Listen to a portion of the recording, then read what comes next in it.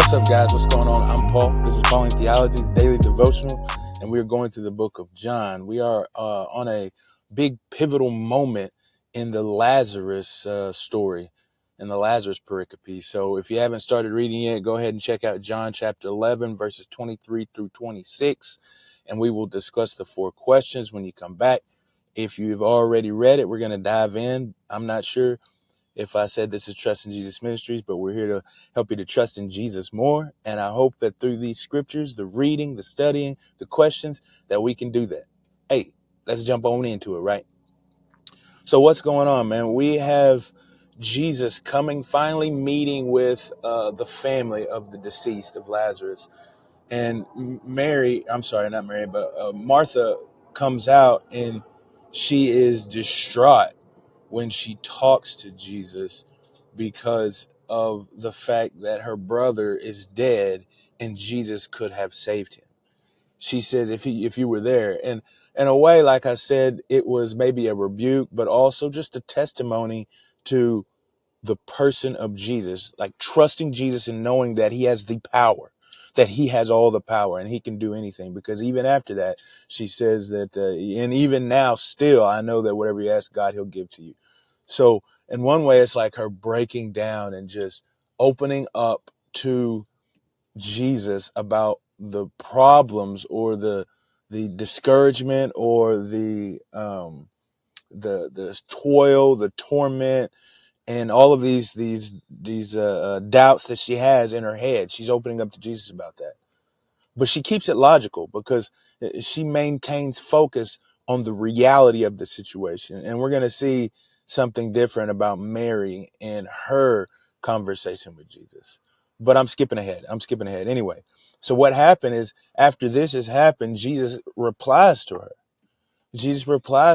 And he says that your brother will rise, that he's going to live. And then she keeps it logical, man. Like I said, Martha is such a logical person, and there's two types of people, it seems like, in this world, and it is the logical and it is the emotional. Not to say that we don't have both in us, but it's just that some of us present these traits at a higher rate than the other. And Martha is one of those that does the logicalness, because even after Jesus says this, her emotions don't swell up and she's not just overcome with joy, believing that it's going to happen now. She says, yes, I know. I've studied the scriptures. It's like, and I recognize and believe that in the end, that he will rise again, and you will. And I think that she makes the case in the statement that it's because of Jesus that this might happen, because she says whatever he asks of God, then he will give to him. So it's like, even then she's like, oh, you're going to ask him to rise on the last day so that we can be together again. And I appreciate that, Jesus. That's awesome, man. I believe that. But Jesus has more to say, because even though she recognizes Jesus as being in a special condition with God, Jesus is going to reveal more. He says this. He says, no, I am the resurrection and the life. He says, anyone who believes in me, though he were dead, he will live. And he says, anyone who lives and believes in me will never die. Then he asks the question, do you believe this? And so Jesus starts out by saying that he is the resurrection and the life, that the source of the resurrection is him. The source of life is him.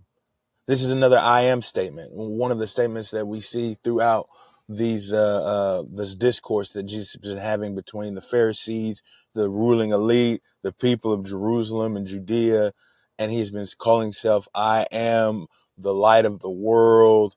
And now we see I am, now we're seeing that is I am the resurrection and the life.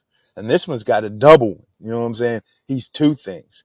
He is the resurrection, the means by which all of us will be raised in the end.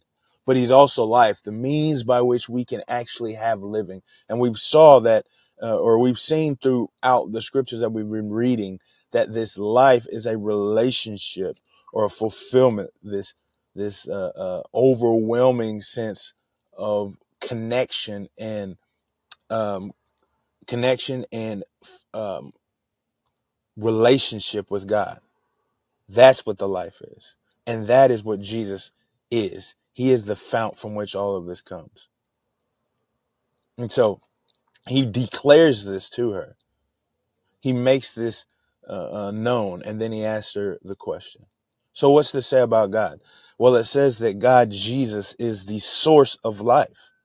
He is the source of life. He is the means by which we are able to have true life in the sense of a relationship with God, that we are able to become a part of what God has intended for us to be in the very beginning.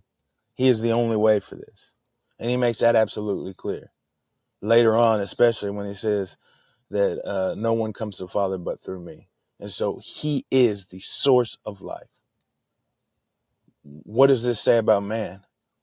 It says that we can find a different class of life. So it's not like it is that we'd have life eternal. So this is to say that we would live forever, because he says those who believe in me will never die. But we know that we do die physically. So this can't be that type of life. Because the reason he says he's the resurrection as well is because he knows that we will die, and that even the power of death, his life infused in us, will raise us. But and all of those things aside that I just said, what I wanted to focus on is a different class of life. Quality as well, because we will live better lives in the sense that we'll find purpose and hope. But the life that we had is impossible to get, because Jesus says the only way you can have it is through the Spirit. And so our life is on a whole nother level. And it's not even a level, it's like a whole nother category than what we can have without him. How do we apply these truths to our lives, man? Well, the question is, do you believe in Jesus' power? Do you go to Jesus? And do you live it out?